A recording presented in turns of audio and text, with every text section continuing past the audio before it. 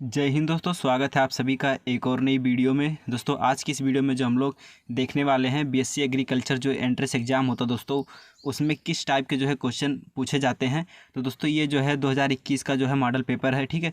तो इसमें हम लोग देखने वाले हैं कि किस तरह से जो है क्वेश्चन पूछे जाएंगे। और दोस्तों ये जो है DDU का है, ठीक है, दीनदयाल उपाध्याय जो गोरखपुर का है।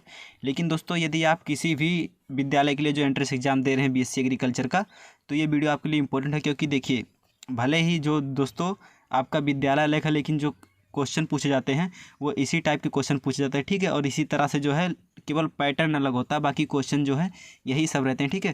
तो यदि 2022 में दोस्तों आपको जो है एग्रीकल्चर का एंट्रेंस एग्ज़ाम देना है, तो ये वीडियो दोस्तों बहुत ही इंपॉर्टेंट है, क्योंकि इसमें आपको पता चलेगा कि पेपर में कौन कौन से क्वेश्चन जो है एग्जैक्ट पूछे जाते हैं, ठीक है। तो ये वीडियो जो है आपके लिए बहुत ही इंपॉर्टेंट है। तो चलिए आज की वीडियो जो है शुरू करते हैं। तो देखिए सबसे पहले जो हम लोग पहले क्वेश्चन से देखते हैं। देखिए यहाँ पे दोस्तों आपका जो है एग्ज़ाम होता है बोथ लैंग्वेज में होता है, यानी कि बाईलिंगुअल होता है, इंग्लिश में भी रहता है, हिंदी में रहता है, ठीक है। तो यहाँ पे देखिए आप इंग्लिश का देखते चलिएगा यदि आप इंग्लिश मीडियम के छात्र हैं, मैं हिंदी का आपको बताते चलूँगा, ठीक है। देखिए यहाँ पे है one of the factor causing malformation of mangoes, यानी कि जो है आम के गुच्छा रोग का एक कारण, ठीक है। तो इसको जो है इंग्लिश में मैंगो मॉलफॉर्मेशन बोलते हैं, ठीक है।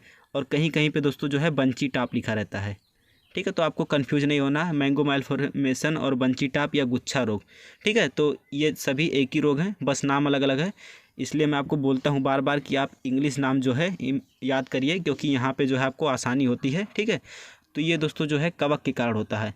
अब इसके लक्षण क्या है दोस्तों, यहाँ पे नाम से ही पता चल रहा है कि गुच्छा, यानी कि जो है इसमें फूल होता है जो, और प्रारो होती है पत्तियाँ, ठीक है, वो गुच्छे के आकार की हो जाती हैं, इसलिए जो हम इसको गुच्छा रोग बोलते हैं, ठीक है।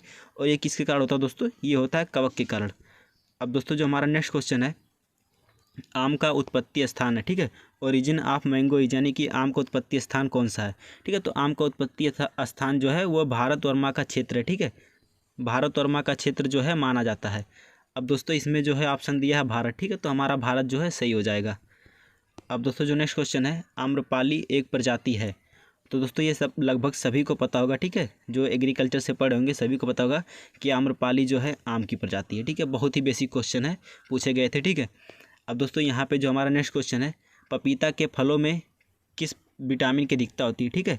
तो वैसे दोस्तों पपीता का जो फल होता है उसमें विटामिन ए बी, ठीक है, विटामिन ए बी सी तीनों पाया जाता है, लेकिन यहाँ पे जो है मुख्य रूप से कौन पाया जाता है वो मायने रखता है, ठीक है। तो यहाँ पे विटामिन की अधिकता होती है, तो पपीता में जो है विटामिन ए पाया जाता है। अब दोस्तों पपीता के अलावा गाजर हो गया, पका हुआ आम हो गया, ठीक है, इन सब में जो है विटामिन ए जो है प्रचुर मात्रा में जो है पाई जाती है। अब दोस्तों हमारा जो नेक्स्ट क्वेश्चन है, ढलवा लोहे में कार्बन की प्रतिशत मात्रा होती है, ठीक है। तो ढलवा लोहा जो दोस्तों होता है उसमें कार्बन कितना % पाया जाता है, तो ढलवा लोहे में जो कार्बन है वो 2.2 से 4.3% पाया जाता है। अब दोस्तों यहीं पे पूछ लेता है कि पिटवा लोहा, ठीक है, यहाँ पे पिटवा लोहा में कितना होता है, तो पिटवा लोहा में दोस्तों 0.05 से 0.10% जो है पाया जाता है, ठीक है।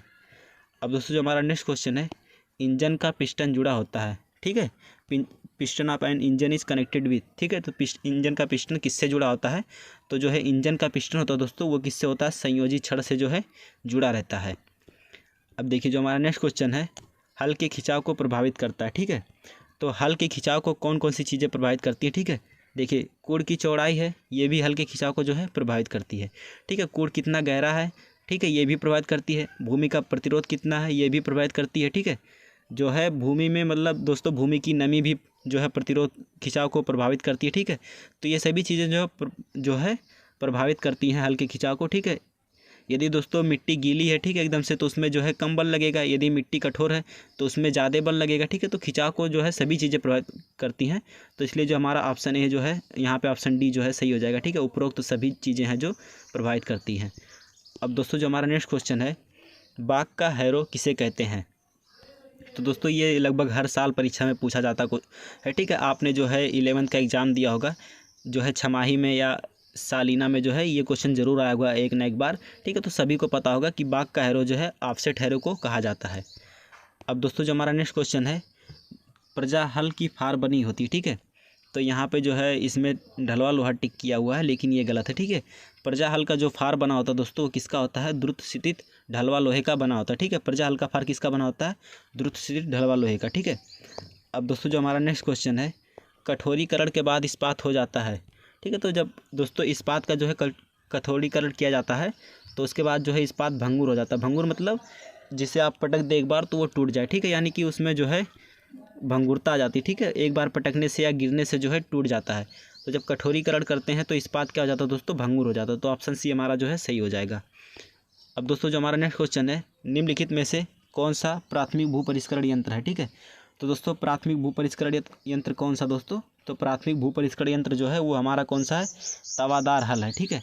अब दोस्तों यहाँ पे द्वितीय भू परिष्करण यंत्र कौन कौन से होते हैं वो मैं आपको बता देता हूँ, ठीक है। तो यहाँ पे मैं द्वितीय की बजाय 2 लिख देता हूँ, ठीक है। तो यहाँ पे दोस्तों जो हमारा है कल्टीवेटर, ठीक है। कल्टीवेटर जो है द्वितीय भू परिष्करण यंत्र है, ठीक है। हैरो जो है ये भी द्वितीय भू परिष्करण यंत्र है, ठीक है। और तवादार हल जो है ये प्राथमिक भू परिष्करण यंत्र है। और दोस्तों हो जो है, ठीक है, ये कल्टीवेटर का एक प्रकार का छोटा रूप है, ठीक है। हो जो है वो कल्टीवेटर का एक प्रकार का छोटा रूप है, तो इसलिए इसे भी हम लोग कह सकते हैं कि ये अभी एक जो है द्वितीय भू परिष्करण यंत्र है, ठीक है। बाकी जो तवादार हल है ये प्राथमिक भू परिष्करण यंत्र जो है हमारा है, ठीक है। अब दोस्तों जो हमारा नेक्स्ट क्वेश्चन है, सीड ड्रिल द्वारा नियंत्रित नहीं होता है। तो दोस्तों सीड ड्रिल में दोस्तों एक कमी होती है कि सीड ड्रिल क्या करता है दोस्तों, बीज से बीज की दूरी जो है नियंत्रित नहीं कर पाता, ठीक है। तो यही दोस्तों ऑप्शन डी हमारा सही हो जाएगा कि सीड ड्रिल द्वारा जो है बीज से बीज की दूरी जो है नियंत्रित नहीं हो पाती है।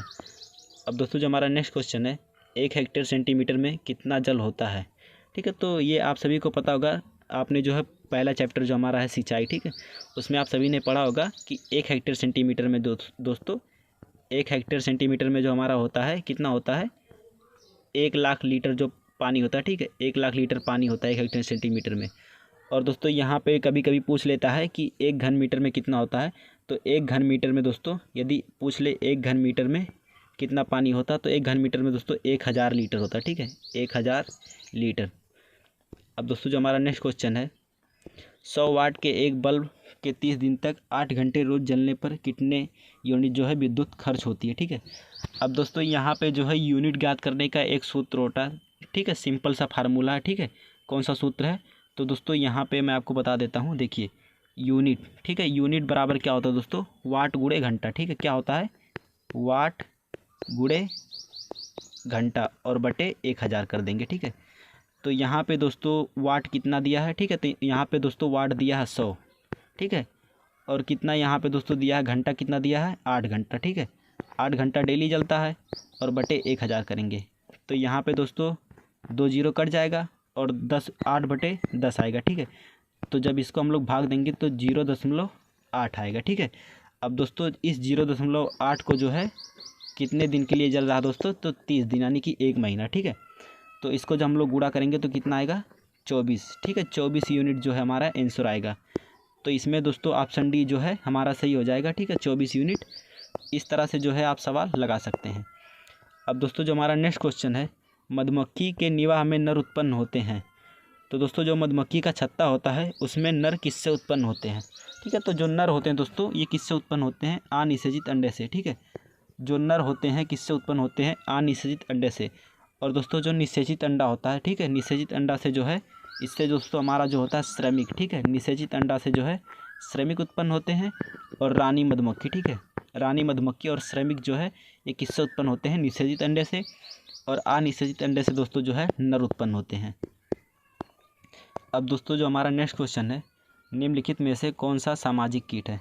तो दोस्तों 2 ही सामाजिक कीट जो है हमारे सिलेबस में मुख्य रूप से पढ़ाया जाता है, ठीक है। तो इन दोनों के बारे में आपको बता देता हूँ। तो देखिए पहला तो हमारा हो गया दीमक, ठीक है। दीमक एक सामाजिक कीट है, ये समाज बनाकर रहता है, ठीक है। और दूसरा दोस्तों हमारा हो गया मधुमक्खी, ठीक है। दीमक, मधुमक्खी, ये दोनों दोस्तों जो हैं सामाजिक कीट हैं, क्योंकि ये जो है अपना एक समाज बनाकर रहती हैं। अब दोस्तों जो हमारा नेक्स्ट क्वेश्चन है, टीनिया भोजन ग्रहण करता है।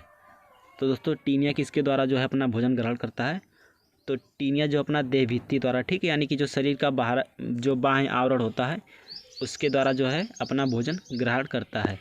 अब दोस्तों जो हमारा नेक्स्ट क्वेश्चन है, पश्चमाप अनुपस्थित होते हैं, यानी पश्चमाप किस में नहीं पाए जाते, यहाँ पे अनुपस्थित दिया, ठीक है। तो सीलिया, पश्चमाप को हम लोग इंग्लिश में क्या बोलते हैं, सीलिया, ठीक है। तो दोस्तों प्रोटोजोआ में जो है पश्चमाप पाया जाता है, एनिलिडा में भी पाया जाता है, मोलस्का में भी कुछ कुछ जीवों में जो है पाया जाता है, ठीक है। अब दोस्तों यहाँ पे आर्थ्रोपोडा में जो है नहीं पाया जाता है, ठीक है, क्योंकि आर्थ्रोपोडा में जो है 3 जोड़ी पैर पाए जाते हैं, जैसे मच्छर हो गया, ठीक है, और भी जो है काकरोच हो गया, ठीक है, ये सभी आर्थ्रोपोडा में है, तो इनमें 3 जोड़ी जो है पैर पाए जाते हैं, इनमें सीलिया जो नहीं पाया जाता है। तो यहाँ पे जो है ऑप्शन सी हमारा जो है सही हो जाएगा। अब दोस्तों जो हमारा नेक्स्ट क्वेश्चन है, मैल पीगी नलिकाएँ होती हैं। तो दोस्तों जो मैल पीगी नलिकाएँ होती हैं ये दोस्तों मुख्य रूप से जो है आर्थ्रोपोडा में जो है आर्थ्रोपोडा के जीवों में जो है पाई जाती हैं, ठीक है। आर्थ्रोपोडा का जो एक लक्षण है कि इनमें मैल पीगी नलिकाएँ पाई जाती हैं और इनका काम क्या होता है, ठीक है, तो इनका काम दोस्तों होता है वो है उत्सर्जन, ठीक है। तो मैल पीगी नलिकाओं के द्वारा जो है उत्सर्जन करते हैं, ठीक है। तो मैल पीगी नलिकाएँ जो है उत्सर्जन के लिए होती हैं। अब दोस्तों जो हमारा नेक्स्ट क्वेश्चन है, रतौंधी किस विटामिन की कमी से होती है। तो दोस्तों ये सभी आप लोगों ने पहले ही पढ़ा होगा कि रतौंधी जो है विटामिन ए की कमी से होती है, ठीक है। विटामिन ए को जो है रेटिनॉल कहते हैं, ठीक है। तो जो है इसकी कमी से जो है रतौंधी हो जाता है। अब दोस्तों विटामिन बी की कमी से आप सभी ने पढ़ा होगा कि विटामिन बी की कमी से बेरी बेरी होता है, और विटामिन सी की कमी से क्या होता है, स्कर्वी होता है। स्कर्वी नामक रोग जो है विटामिन सी की कमी से होता है। और विटामिन के की कमी से दोस्तों जो है रक्त का थक्का नहीं बनता है, ठीक है। रक्त का जो है थक्का नहीं बनता किसके कारण, विटामिन के कारण। अब दोस्तों जो हमारा नेक्स्ट क्वेश्चन है, 2 विभिन्न प्रकार के जीवों के मध्य एक ऐसा संबंध जिसमें एक प्राणी को लाभ होता है, ठीक है। एक प्राणी है जिसको लाभ होगा जबकि दूसरे को ना लाभ ना हानि होता, ठीक है। अब दोस्तों जो 2 प्राणी हैं एक साथ रहते हैं, ठीक है, तो उनमें एक को लाभ होता बल्कि दूसरे को ना लाभ होता ना हानि होता, तो उसे हम लोग क्या बोलते हैं, तो उसे हम लोग दोस्तों बोलते हैं साभोजता, ठीक है। और दोस्तों यहाँ पे एक कभी कभी पूछ लेता है साजीवी। अब दोस्तों इसमें साजीवी में दोस्तों दोनों जीवों को लाभ होता है। जैसे एक दोस्तों मटर का पौधा हो गया, तो दलहनी फसलों में जो राइजोबियम पाया जाता है जड़ों में, तो वो लोग साथ साथ जीवन व्यतीत करते हैं, ठीक है। तो साजीवी होता है क्योंकि राइजोबियम जो है अपना भोजन भी पौधों से प्राप्त करता है और वो दोस्तों पौधों को लाभ भी पहुंचाता है, क्योंकि जो है नाइट्रोजन का स्थिरीकरण जो है राइजोबियम ही करता है, ठीक है। तो वो क्या हो गया, सहजीवी हो गया। और दोस्तों जब ना लाभ ना हानि होता है दूसरे जीव को, तो वो क्या होता है, साभोजता होता है। अब देखिए जो हमारा नेक्स्ट क्वेश्चन है, निम्नलिखित में से कौन सा एक धान का नाशक जीव है। तो धान के लिए एक हानिकारक जीव कौन सा दोस्तों, तो वह है लेप्टोकोराइजा, ठीक है। लेप्टोकोराइजा जो है धान का एक नाशक जीव है। अब दोस्तों यहाँ पे हमारा नेक्स्ट क्वेश्चन है, अरहर का वनस्पतिक नाम है, ठीक है। The botanical name of red ग्राम, यानी कि जो है अरहर का वनस्पतिक नाम क्या है दोस्तों। अरहर का जो वनस्पतिक नाम है वो क्या है, कैजनस केजान, ठीक है। केजानस केजान भी आप कह सकते हैं, कैजनस कजान, ठीक है। तो यहाँ पे हिंदी में दोस्तों मिस्टेक हो जाता है, ठीक है। तो जो हम ऑप्शन हमारा ए सही हो जाएगा। अब दोस्तों जो हमारा नेक्स्ट क्वेश्चन है, गेहूँ का पौधा कुल से संबंधित है। तो दोस्तों गेहूं का पौधा किस कुल से संबंधित है। तो देखिए गेहूं का जो अनाज वाले पौधे होते हैं वो मुख्यतः किससे संबंधित होते हैं, ग्रेमनी से। अब दोस्तों यहाँ ग्रेमनी अगर ना लिखा रहे तो आपको कन्फ्यूज नहीं होना, ठीक है, क्योंकि इसका जो है नया नाम क्या है, पोएसी है। इसका नया नाम क्या है, पोएसी। अब दोस्तों जो हमारा नेक्स्ट क्वेश्चन है, वनस्पति विज्ञान के पिता कौन है। तो ये दोस्तों बेसिक जो है जनक पूछे जाते हैं।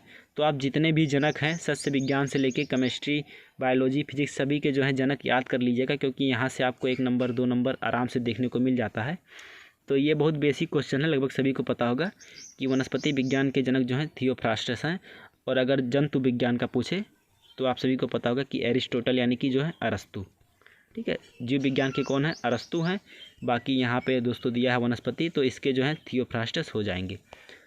अब दोस्तों यहाँ पे जो है बहुत ईजी क्वेश्चन है, कोशिका का विद्युत ग्रह किसे कहते हैं। तो ये सभी आप लोगों ने कक्षा 8-9 में ही पढ़ा होगा, ठीक है। तो आप लोग कमेंट करके बता दीजिए कि कोशिका का विद्युत ग्रह किसे कहते हैं, इसे मैं नहीं बताऊँगा, ठीक है।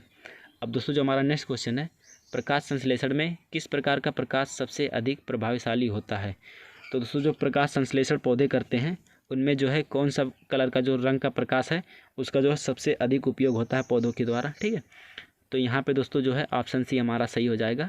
तो लाल रंग जो है दोस्तों ये पौधों के लिए अधिक प्रभावी होता है प्रकाश संश्लेषण की क्रिया में, ठीक है, जब पौधे अपना भोजन बनाते हैं। अब दोस्तों यहाँ पे हमारा नेक्स्ट क्वेश्चन है, धान में पुंकेसर होते हैं, ठीक है। तो धान में कितने पुंकेसर पाए जाते हैं। तो दोस्तों धान में जो है 6 पुंकेसर पाए जाते हैं। तो ऑप्शन डी जो हमारा सही हो जाएगा। अब दोस्तों यहाँ पे जो नेक्स्ट क्वेश्चन है, विश्व पर्यावरण दिवस कब मनाते हैं।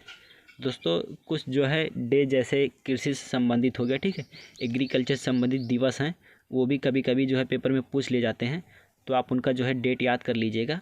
तो यहाँ पे जो है वर्ल्ड इन्वायरमेंट डे WED जो है कब मनाया जाता है, तो 5 जून को जो है मनाया जाता है। अब दोस्तों जो हमारा नेक्स्ट क्वेश्चन है, कायिक विभाजन देखा जा सकता है।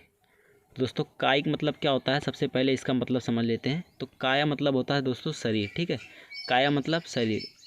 तो जो है शरीर में जो है वृद्धि जो होती है कहाँ से होती है, ठीक है, किसमें जो है मुख्य रूप से होता है। तो देखिए यहाँ पे जो है पौधे के बारे में दिया गया है, ठीक है, ना कि मनुष्य के। तो दोस्तों तने और जड़ दोनों के अग्र बिंदु पर, अब यहाँ से पौधे का विकास होता है, ठीक है, तो वहीं पे जो है कायिक विभाजन जो है मुख्य रूप से होता है। तो ऑप्शन सी जो है हमारा सही हो जाएगा। अब दोस्तों यहाँ पे इसमें जो है 100 क्वेश्चन है, तो आज की इस वीडियो में जो हम लोग 30 क्वेश्चन कर चुके हैं, ठीक है। बाकी के जो क्वेश्चन हैं हम लोग नेक्स्ट वीडियो में देखेंगे। दोस्तों आपको वीडियो अच्छा लगा हो तो लाइक कर दीजिएगा और चैनल को सब्सक्राइब करके बेल आइकन को जरूर दबा दीजिएगा, क्योंकि इसी तरह के वीडियो जो आपको मिलते रहते हैं। तो बस आज की इस वीडियो में इतना ही, मिलते हैं अगली नेक्स्ट वीडियो में। तब तक के लिए जय हिंद, जय भारत।